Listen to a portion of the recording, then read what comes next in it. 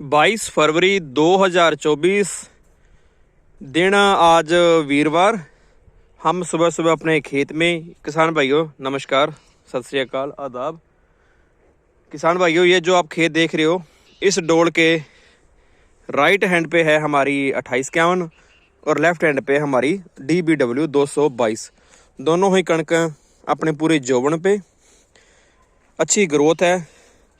जो चीज़ दिखाने के लिए आपको वीडियो बना रहे हैं, छोटी चीज़ है। छोटी चीज़ ये है कि ये जो आप 222 का प्लॉट देख रहे हो, इस बार किसान भाइयों हमने अपने आधे खेत में सिर्फ और सिर्फ एक पानी लगाया है, सिर्फ एक पानी। आप इस बात को मानना पड़ेगा आपको। हम देख रहे हैं कि भी अगर एक पानी लगाएं तो क्या अंतर आता है और दो पानी लगाएं तो क्या अंतर आता है। अभी ये कणक पूरी ग्रोथ में है। 3 दिन पहले थोड़ी थोड़ी सी बारिश हो गई थी और कणक अभी कोई दबाव में नहीं है कि पानी मांग रही है कि पानी जल्दी लगाओ, पानी जल्दी लगाओ। 2851 का ये खेत है, निसारा शुरू कर दिया है। ये भी इस बार अच्छी ग्रोथ में है। पिछले सालों की अपेक्षा में इस बार इसने थोड़ी सी हाइट ज़्यादा की है, 2-3 बार बीच में बारिश होने की वजह से। कई किसान भाई बोलेंगे कि भी नहीं, ये इसमें लग ही नहीं रहा कि एक पानी लगा है। बिल्कुल किसान भाई सिर्फ और सिर्फ एक पानी लगा है। ये देखो सारा खेत बहुत ही अच्छा पूरी ग्रोथ में है और हम सिर्फ एक पानी और लगाएंगे। उम्मीद है मार्च के फर्स्ट वीक में पहला पानी लगा के इसको राम राम बोल देंगे, पानी और नहीं लगाएंगे। मेरा मानना है कि ज़्यादा पानी लगाने से ना गेहूं के दाने ज़्यादा बारीक हो जाते हैं। और दूसरी बात, हमारे तरफ खेत थोड़ी सी चिकनी मिट्टी में है, रेतलेपन में नहीं है कि भी जिसमें 5-5, 6-6 पानी लगाने पड़ते हैं। ओवरऑल एवरेज निकालें तो आगे हम हमेशा 3 पानी ही लगाते हैं। और इस बार मैंने थोड़ा सा एक्सपेरिमेंट करके देखना है कि भी 2 पानी लगाने से क्या फ़र्क पड़ता है और 3 पानी लगाने से क्या फ़र्क लगता है। इस डोड़ के ये जो आप राइट साइड में देख रहे हो 2851, सीधी बात, नो बकवास, 80 किलो बीज डाला था और इसमें हमने 4.5 गट्टे यूरिया के बैग डाल दिए हैं। 4.5 बैग। इसके अंदर सल्फर भी डाली गई थी और बीज में सुंडी भी आ गई थी। इसके लिए हमने फिफ्रोलिन का भी छिंटा मारा था। 222 का खेत बिल्कुल यौवन पे, सिर्फ और सिर्फ इस पे 3 बैग यूरिया के डाले हैं और एक बैग से भी कम आप मान के चलो 45-46 किलो के आसपास में DAP डाली थी। 45-46 किलो DAP, 3 बैग यूरिया के और एक लगा इसमें सिर्फ और सिर्फ पानी। और इस खेत में ना गुल्ली डंडा, बाथू तो कम था, जंगली पालक ज़्यादा थी। दोनों की अलग अलग हमने स्प्रे की है। बाथू के लिए और जंगली पालक के लिए हमने किया है 240, 200 ग्राम पर एकड़ के हिसाब से। और आपके क्या बोलते हैं उसके गुल्ली डंडे के लिए हमने निकाली है सजेंटा की एक्सियल और साथ में सजेंटा की ही टॉपिक। दोनों दवाइयों का अच्छा रिजल्ट है। हर जगह हम नया एक्सपेरिमेंट करते हैं। किसान भाई के बोलते थे कि भाई आपको क्या करना पड़ेगा, जो पहले लगाते थे कि भी जैसे ही आप दूसरा पानी लगने वाला हो उससे 1 हफ्ता पहले आप एक्सियल और टॉपिक निकाल दो। अगर नहीं निकालोगे तो कणक आपकी पीलेपन में आ जाएगी। नहीं भाई, स्प्रे की को कम से कम हमें 1 महीना 100 महीना हो गया। गुल्ली डंडा, बाथू, जंगली पालक सारी बैठ गई है और कणक कहीं भी दबाव नहीं मानना है। 2,4-D की वजह से थोड़ा थोड़ा कहीं ना कहीं गेहूं में इफेक्ट आया था, पर उसके बाद 1-2 बार थोड़ी थोड़ी सी बरसात होगी और गेहूं सारी चल पड़ी और कहीं भी कोई दिक्कत नहीं है। सारा बाथू मर गया, सारा गुलंडा मर गया।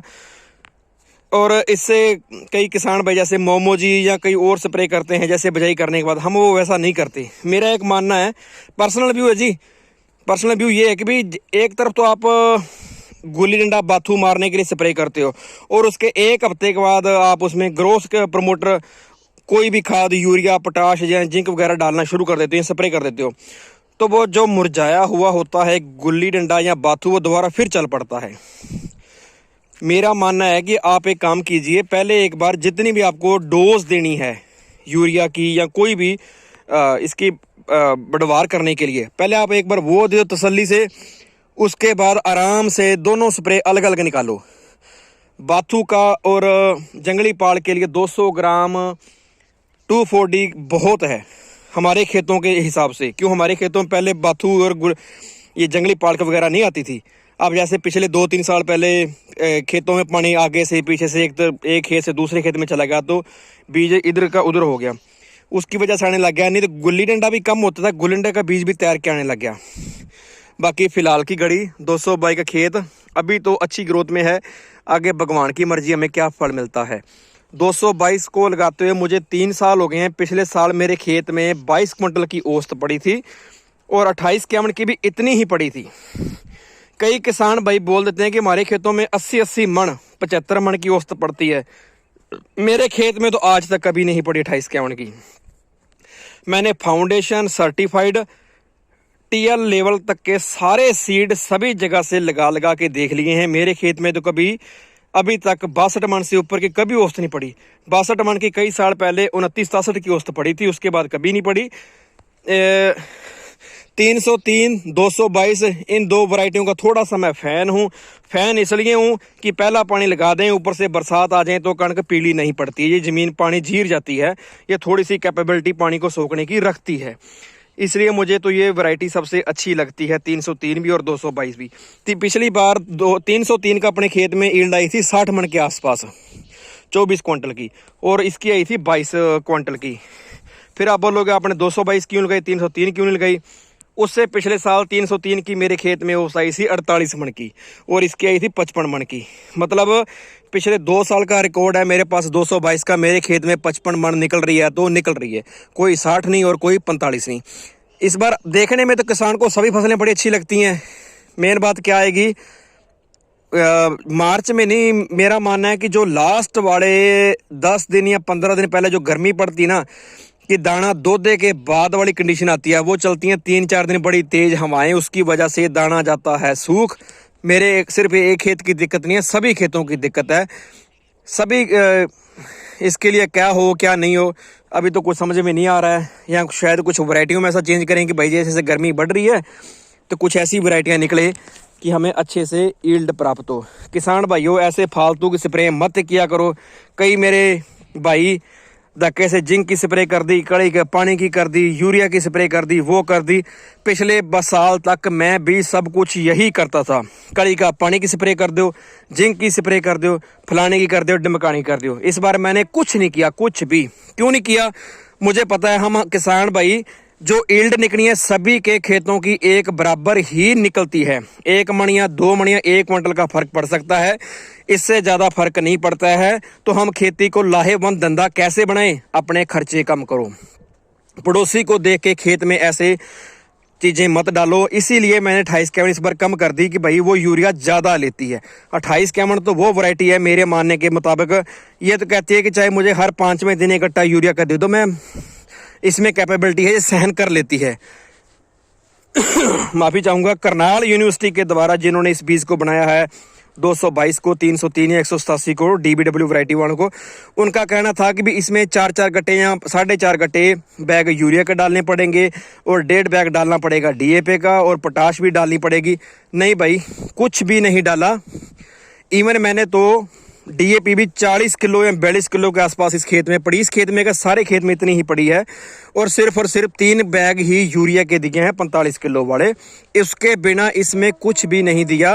2 स्प्रे की, एक स्प्रे की है गुलिंडे वाली एक्सीएल और टोपी की, और एक स्प्रे की है सिर्फ और सिर्फ 240 की, और एक दिया है पानी। आपको ये बात माननी पड़ेगी, सिर्फ और सिर्फ खेत में एक पानी लगा है तो लगा है। दूसरा पानी लगाने की सोचते हैं, भगवान जी ने 4 दिन पहले बरसात को थोड़ी सी कर दी, खेत में फिर नमी आ गई। ऐसे बेफजूल का पानी ना लगाएं और अपनी ज़मीन को बचाएं और फसल को उत्पादन को बढ़ाएं। आप ये बोलोगे ये खेत किस चीज़ का है भाई? अभी तो कणक है, कणक से पहले पिछली बार इसमें था धान, और धान की वैरायटी होती है हमारे यहाँ पे PB 1401, जिसको बोलते हैं पूसा बासमती, कई जगह बोलते हैं पूसा PB 06 नंबर से। बड़ी अच्छी वैरायटी है, पर आप अपने हिसाब से लगाएंगे आपके पास मंडीकरण कैसा है। हमारे ज़िले में मंडीकरण सबसे बढ़िया है बासमती की वैरायटियों का, चाहे वो 11 की है, 1509 है, 1847 है, 1637 है, 1401 है, या PB 1 है। हमें ये वैरायटी अच्छी लगती है। इस बार का ये जो यील्ड हमारे खेत में आया है बासमती 1401 का, मेरे खेत का आया है 62 मन का। इस बार यील्ड कम हुआ है। क्यों कम हुआ है? कि पिछली बार बरसातें बहुत कम हुई थी। उससे पिछले साल मेरे खेत में इसकी यील्ड 82 मन भी आ चुकी है, उससे पिछले साल 85 मन भी आ चुकी है, और उससे पिछले साल 45 मन की भी आ चुकी है। बहुत बड़ा रिस्क है। अपने विवेक के अनुसार अपने खेतों में स्प्रे करें, खाद डालें, और जो बीज आपका खेत मांगता है वही खाद बीज डालें खेत में। धन्यवाद किसान भाइयों, बहुत बहुत धन्यवाद आपका।